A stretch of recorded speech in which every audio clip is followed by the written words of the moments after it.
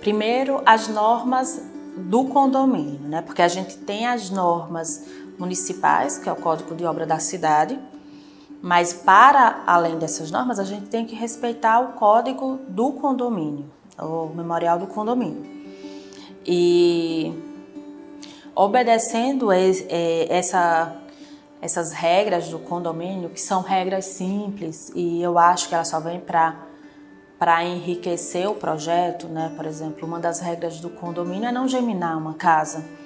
E eu vejo que às vezes o cliente fica com raiva, eu podia construir mais, mas eu acho que embeleza você chegar num condomínio e você ter aquela sensação de espaço, das casas não estarem geminadas e tal.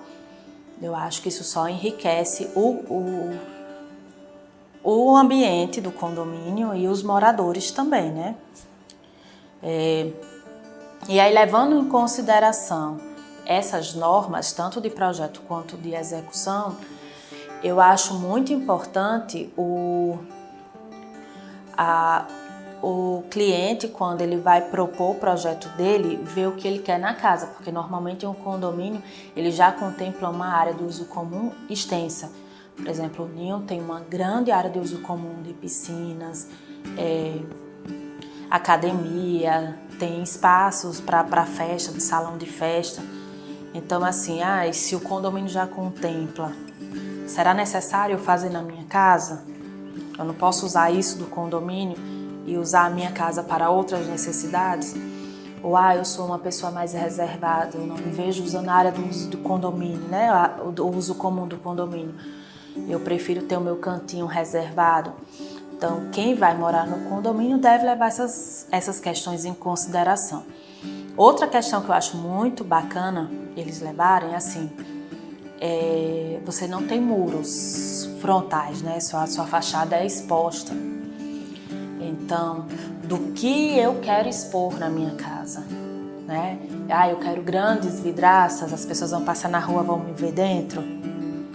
Ou eu quero fachadas cegas, Mossoró é muito quente, né? Então, essas coisas a pessoa tem que considerar. Às vezes a pessoa faz uma vidraça grande e diz assim, eu me sinto sem privacidade na minha casa, tive que cobrir minha casa toda de cortina.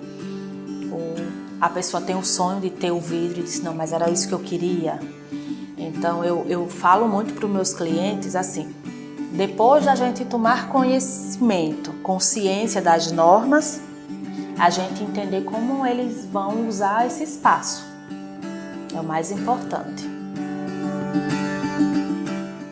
Sim, acho muito bacana quando existe essa confiança do cliente, e eu acho que ela tem que existir entre o cliente e o profissional que vai fazer o projeto, dele falar abertamente sobre dinheiro, o quanto ele pensa em investir naquela casa. Para ali a gente fazer um projeto mais personalizado e mais dentro da realidade financeira desse cliente. E isso eu não falo nem só em relação à questão da metragem quadrada, mas de acabamentos, de estrutura mesmo desse imóvel que vai ser construído. Quanto mais informações a gente tiver, e a financeira é uma delas que vai reger o resto, né? Eu acho muito importante. Também acho muito importante, assim, o investimento em projetos complementares. O condomínio, ele exige o projeto arquitetônico. Os conselhos, né, o conselho do CREA e o CAL, ele exige a responsabilidade técnica sobre todos os projetos necessários para uma obra. Então, assim, o condomínio vai analisar o projeto arquitetônico, mas o conselho ele vai exigir a responsabilidade técnica dos projetos complementares, que é de estrutura, de esgoto, de águas e elétrico. Ele vai exigir esses projetos, a responsabilidade técnica desses projetos. E alguns moradores eles não veem a necessidade de fazer um investimento nesse projeto. Daí passam por cima. Existe a responsabilidade, mas não existe o projeto. É bem complexo isso. E aqui no escritório eu sempre explico a importância de ter esses projetos, porque são esses projetos que vão basear toda a obra E é onde a gente pode mitigar erros, né?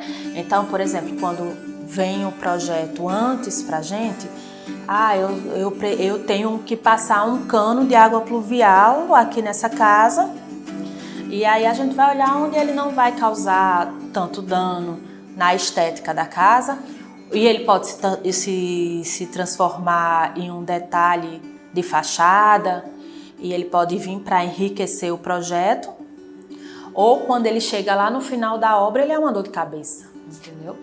E agora, onde é que ele vai sair? Aí fica aquele cano lá na frente, aí a gente fica com aquelas brincadeiras bestas dizendo que a culpa é do engenheiro, né? E a culpa é da falta de planejamento. Não é do engenheiro, é da falta de engenharia nesses projetos. Quanto maior o planejamento de uma casa, não é que a gente não vai ter problemas, porque a obra, ela é assim, ela é um grande leque de situações, né? E aí, quanto mais a gente se abastece, se apodera de informações dessa obra, mais a gente tem consciência do que está fazendo e do resultado que a gente quer chegar.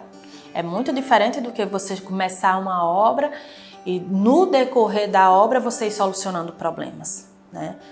E obras em condomínio fechado, que a gente já tem uma fiscalização constante, né? Uma obra como no Ninho, que a fiscalização ela é intensa, então isso só ajuda a gente, isso só ajuda os profissionais a ter mais respaldo técnico para pedir esses projetos e para acompanhar esses projetos. Então, o projeto arquitetônico ele precisa do máximo de informações do que o cliente vai precisar na casa dele.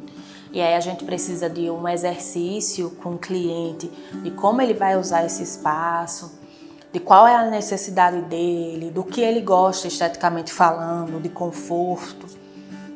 E aí, depois que a gente define essas necessidades e a gente cria o projeto arquitetônico, a gente não pode deixar de lado as soluções de execução desse mesmo projeto.